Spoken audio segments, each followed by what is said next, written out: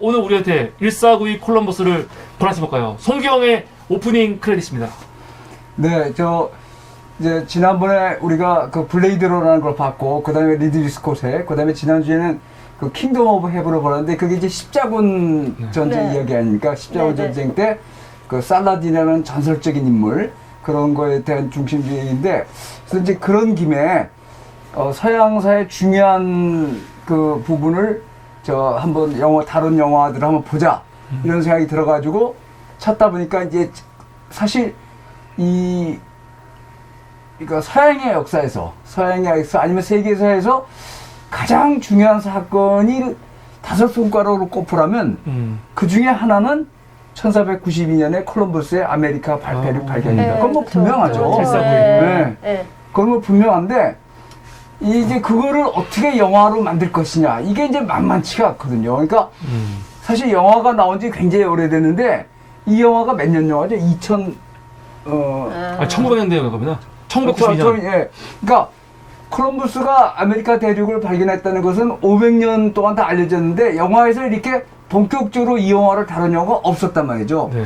왜냐면 영화는 이걸 만들려면 굉장히 돈이 많이 드는데 영화는 뭡니까? 다 돈 벌려고 만들거든요. 신대륙을 왜 갑니까? 돈 벌려고. 돈 벌려고 네, 가죠. 똑같습니다. 그건 근데 과연 이 콜럼버스가 아메리카 대륙을 발견하게 된 그 과정 이런 걸 이야기할 때 이게 과연 돈이 될 거냐? 이게 상당히 다 의심한단 말이죠. 의심했는데 이제 이걸 만들었는데 이 영화는 미국에서는 흥행이 참패했어요. 네. 돈이 안 됐습니까? 네, 전혀. 아. 리들리 스콧에서 이제 이게 유럽 여러 나라들이 합작해서 만든 건데 미국에서 개봉은 파라마운트에서 했지만 근데 유럽에서는 성공해서 이제 어느 정도 돈을 벌었는데. 돈을 벌었는데 예상과는 다른데 우리가 이제 이런 영화 이 항해 이런 거 이제 되면 뭐 봅니까? 카리비안 해죠. 해적. 그러니까 그런 영화들만 그건 돈 엄청 벌었거든요. 네. 네? 재밌었어요. 재밌었죠.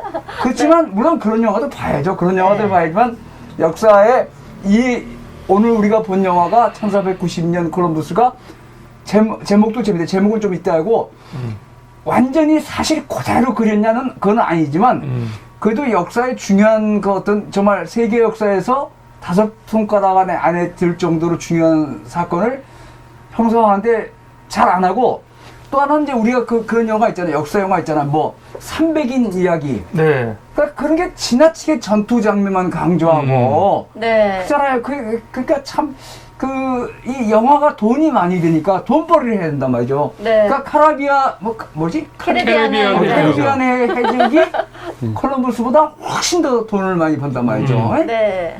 아이언맨이 더. 네, 그러니까 참 이게 아이러니한 상황인데 하여튼 그런 상황에서 이 리들리 스콧의 이 영화가 나왔다는 게 참 반가운 거죠. 그래서 이제 정말 1492년에 아메리카 대륙 발견이 없었더라면 어떻게 됐을까? 계속 유럽이 그냥 태평양 대서양을 건너지 않고 거기서 지중해나 이런 데서 왔다 갔다 하면 어떻게 됐을까? 참 모르는 거죠.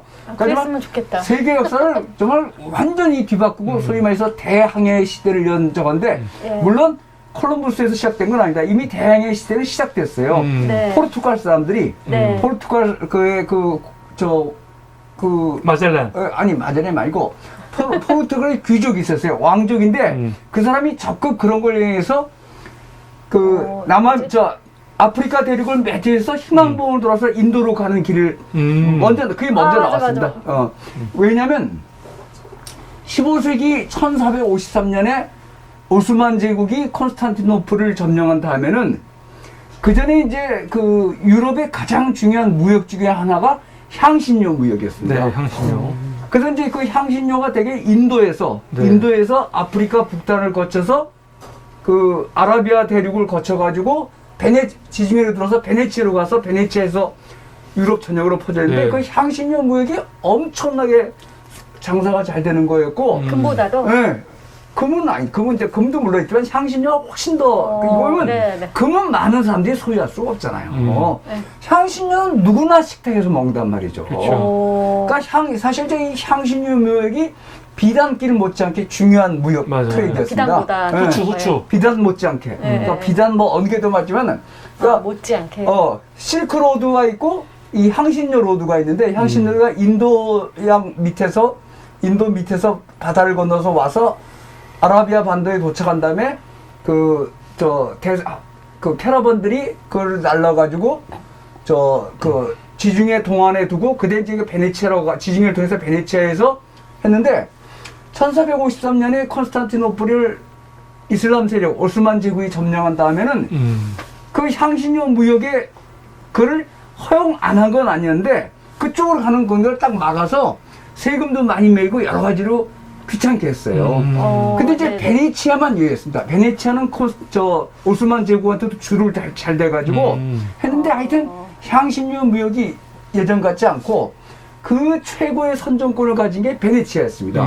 베네치아. 그러니까 이제 이탈리아의 다른 도시나 다른 유럽 국가들이 베네치아가 좌우하니까 이거 다른 항해를 뚫어야겠다 생각하다가 나온 것이 포르투갈에서 아프리카를 서단을 쭉 내려가서 희망국을 발견하고 인도로 가는 바다 그 길을 개척했어요. 그게 먼저 나왔습니다. 바스코 다 가마. 그게 먼저 나왔어요. 맞아. 그러면서 이제 그 사람들한테 특히 뱃사람들한테 그 새로운 항해 개척이 다 됐는데 콜럼버스를 비롯해서 콜럼버스만이 그런 건 아니죠. 이미 유럽 대륙에서 서쪽으로 계속 가면 중국이나 이런 데 도착할 수 있다. 인도로 도착할 수 있다. 이런 그 이론을 제기하는 사람들이 있었어요. 네. 근데 콜럼버스가 그걸 이제 그게 가장 기본적인 게 지구가 둥그렇다는 거죠. 네. 네. 근데 그때 당시에 세계에서는 지구는 평평하고 태양이 지구 조이를 돈다고 생각했거든. 그건 이단이었어요. 근데 네네. 이단에 대한 통제가 제일 심한 게 스페인이었습니다.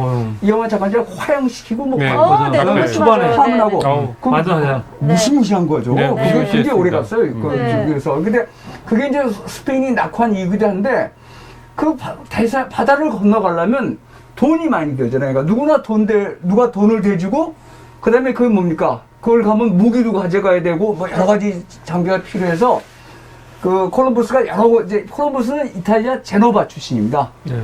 그러니까 제노바 출신인데 원래 베네치아랑 제노바랑 경쟁 국가였어요. 근데 이제 그때 15세기는 이미 베네치아가 확실한 주도권을 잡았기 때문에 콜럼버스가 유럽 대륙을 여러 군데를 돌아다니면서 그 궁정을 돌아다니면서 자기에 대한 지원을 요구하다가 마지막에 그 세비야 그 스페인의 그러니까 카스티아 왕국의 왕이죠. 이사벨 왕. 네. 거기에 이제 줄을 대기 시작했는데 1492년이 역사적으로 또 하나 중요한 게 1492년 1월에 스페인 그 반도를 8세기 이슬람 제국이 다 점령합니다. 우마이야 왕국이 스페인을 다 점령해버려요. 네. 그래서 프랑스까지 쳐들어왔다가 다시 후퇴하는데 이 8세기부터 이 스페인 반도는 이슬람 세력의 땅이었어요. 네. 그러다가 이제 스페인 북부에서 카톨릭 세력들이 레콘키스타 재정복을 이뤄서 차차 이걸 밀고 내려가기 시작합니다. 그러다가 1492년 1월에 스페인의 마지막 이슬람 세력인 그라나다 왕국이 함락이 돼요. 그러니까요. 네. 그라나다. 그거를 함락시킨 사람이 바로 이사벨라 이사벨라. 여왕이에요. 그러니까 1492년 1월이 그 유럽의 카톨릭 세력한테는 굉장히 중요한 해였어요. 스페인에서 이슬람 세력을 완전히 몰아냈다고. 네. 1492년 네, 1월에. 네, 네. 그러니까 이제 그라나다. 이사벨라 여왕이 굉장히 이제 그 유럽 전역에 신망을 얻고 있었기 때문에 콜럼버스가 그쪽에 줄을 댄 거예요. 가지고 오래 하다가 결국 돈을 얻어서 서쪽으로 출발합니다. 줄을 냈고. 근데 많은 사람들이 특히 이제 여기 보시면 특히 카톨릭 세력들, 네. 그러니까 카톨릭 세력이 잘한 것도 많지만 정말 그 꼴통에 아주 정말 보수 꼴통이 아주 대명사거든요. 네, 완전 카톨릭, 극골통. 그러니까 그런 사람들이 반대하고 막 난리를 쳤는데 이사벨라 형이 돈을 해가지고 하행을 갔습니다. 가서 말하면 이제 콜럼버스는 중국이나 인도를 발견할 줄 알았는데 가서 보니까 산살바도르, 지금의 지명인 산살바도르에 도착해가지고 거기를 이제 운영을 하려는데 매칭이 다 뭐예요? 금을 찾으러 갔다고. 네. 근데 산살바도르 지역엔 금이 이렇게 많지 않았어요. 그러면 그것도 거기서 그 사람들한테 되게 귀한 거였겠네요. 금 자체가. 그 원주민들한테도. 동서고금을 막론하고 그렇죠. 예. 금은 누구한테나 중요합니다. 금은 네. 나중에 달나라가 생겨도 마찬가지일 거예요. 예. 근데 산살바도르 지역은 그렇게 금이 많지 않았고 네. 그 이제 콜럼버스의 이상 콜럼버스의 이상이 뭐냐면 여기 제목이 컨퀘스트 오브 파라다이스. 천국의 정복인데 콜럼버스는 거기 도착해서 이주민들하고 잘 지내가지고 기독교도 전파하고 여러 가지를 하려고 그러는데 그게 쉽지 않죠. 콜럼버스 밑에도 과격 세력이나 돈 이렇게 많이 벌라 그러고 그 다음에 이제 콜럼버스가 워낙 이제 성공을 하고 돌아왔습니다. 돌아왔으니까 난리가 났죠. 돌아와서 난리가 나서 이제 전리품은 아니지만 자꾸 뭘 가져오고 거기 그 친한 원주민도 같이 데려갔어요. 네. 실제로. 그건 사실입니다. 그래서 이제 콜럼버스가 다시 가서 이제 한다니까 뭐 지원자들이 엄청 많으니까 콜럼버스가 말하자면 총독이 된 거죠. 네. 스페인의 카스티아 네네. 왕국의 산살바도르 거기 총독이 됐는데 지원자들이 원체 많고 믿을 만한 사람이 없으니까 콜럼버스가 자기 형제들을 끌고 왔어요. 그래가지고 이제 거기 가다 보니까 그 사람들이 경영을 해본 사람이 아니고 여러 가지 문제가 생기니까 족벌주의라는 비판을 받아서 7년인가 거기서 그마다 나중엔 본국으로 소환됩니다. 네. 그래서 그건 어느 정도 사실이에요. 그러니까 파라다이스를 정복하러 갔다가 뭐 콜럼버스가 잘못했는지 누가 잘못했는지 모르지만 하여튼 게 실패했어요.